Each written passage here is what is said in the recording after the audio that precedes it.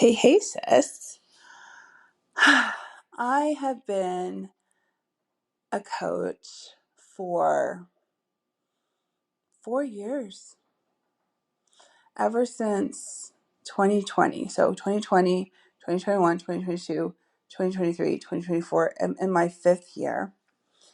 And it's gone by so fast. And I've helped so many women. And it's just so humbling, to be honest. But one of the things that I have found is that if you're not willing to create I want you energy, you're going to struggle. There's a couple of reasons why you may not want to create I want you energy. And let's just first define what I want you energy is. It's what it sounds like. Where you can look at a man and say, I want you. And he can look at you and say, I want you. And you can do that with all the purity in the world. And although you are definitely talking about something inherently lustful, you can still say it with all the purity in the world. And I believe this because of Song of Solomon, where the Shulamite woman says, you know, do not arouse or awaken love before it is time, and yet continues to describe something very lustful. And so you can hold this in the balance where you're creating I want you energy, but you're still being pure. Again, this is one of my flirt pure techniques. And it's the one that I believe is actually the hardest to pull off, because it is the juxtaposition between sexiness and modesty, right? And lust and purity. And you've got to be able to hold those in the balance if you want to do this technique. Now, if you have any issues with sex and any kind of pain there, then this is going to be hard for you. And it's going to be something that you might need support and coaching on, because you might need to heal in that area. But it's something that you can do in coaching. You don't need millions of years of therapy to do it. But you need to create I want you energy. All right. And the reason why this is because the relationship that you're trying to form is one that is sexual, right? There's all kinds of relationships in life, and you're only going to have one relationship that will, biblically, you're going to only want one relationship that is sexual. So that's what makes this relationship special, and that it's the only relationship where sex is a part of it. So you need to communicate to the men that you're talking to that you want sex, that you're going to be a good sexual partner. I mean, actually, even in the Bible, I believe it is 1 Corinthians 11, 1 Corinthians 11, that says, do not deprive each other. So God is inherently saying, have sex. Actually, that's what 1 Corinthians 11 pretty much says. It's better to marry than to burn with passion, which is why, again, if you are single and you don't want to be, I would say get married.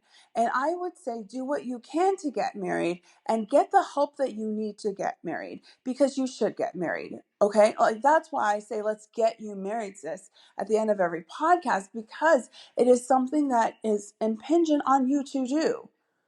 If you are burning with passion for sex, then you need to get married, right? That's literally what the passage said.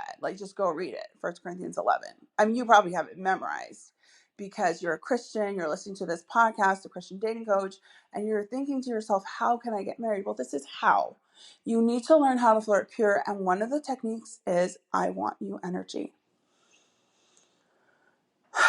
Okay, let me give you some very specific tips. You don't need to use the word sexy, but it's a very helpful word. And I used to say, like, the easiest way to use the word sexy is to describe inanimate objects that are not sexy. Oh, you wore the sexy glasses tonight. Hot. See? That's I want you energy. But it's still flirt pure because I didn't say anything inappropriate, right? Um, you've got very broad shoulders. That's I want you energy. What else? I need a man. I just need a man right now. And I love that line. Like, I just need a man. Honestly, anytime you tell a guy that he's a man and just use the word man, just drop that like into your language. Like, just use the word man more often. Like, I say that to my husband sometimes, like, I need a man.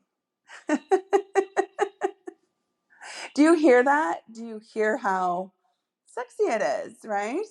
Um, so a lot of my clients struggle with using the word sexy because they think it's inappropriate, but it's really not. Like, it's just a word. Like, and I'm not sure who is kidding themselves that sex is a part of marriage. Like, there's nothing wrong with using the word sexy. Now, a lot of my clients don't want to use it. So this is what I say, like, to my husband, like, I just need to hear your sexy phone voice. So can you call me on the phone while I'm driving? That's pretty hot, right? For a wife to say that to her husband, that's pretty hot. And hot is another word that's sexy and I want you energy. But some of my clients don't want to use it. So there's this one beautiful line that I use all the time that I stole from a client, and she knows who she is. Your voice just does something to me. I love it when you call me on the phone. Flame emoji, right? So that's just some examples of I want you energy. I wanted you to kind of like get a taste for what it was like, get a taste for what it's like working with me as a coach, the kinds of things we do together. And one of my favorite parts is getting screenshots for my clients and having them say, what should I say? Like, it's one of my favorite parts of the job because I love words. I love putting words together and I love helping my clients. So like I said, I've got a new sisterhood cohort starting in a couple weeks. So hit me up if you want to join. Please, if you enjoyed this podcast, share it with your friends, share it with your cousins, share it with your sisters. It's a free podcast, so share it with everyone you know, and tell them to follow my podcast, to write a nice review because I'm a nice person, so I'd like nice reviews. And it was just such a pleasure to share my anniversary with you, and I'm going to be dropping lots more podcasts in the future. They are going to be short like this because honestly, your girl doesn't like long podcasts, so they're going to be short like this. There will be a few longer ones. I do interview people every once in a while, and I have a few interviews I'm already going to drop on you that you're going to love. And anyways, I'm just going to close out with, let's get you married, sis.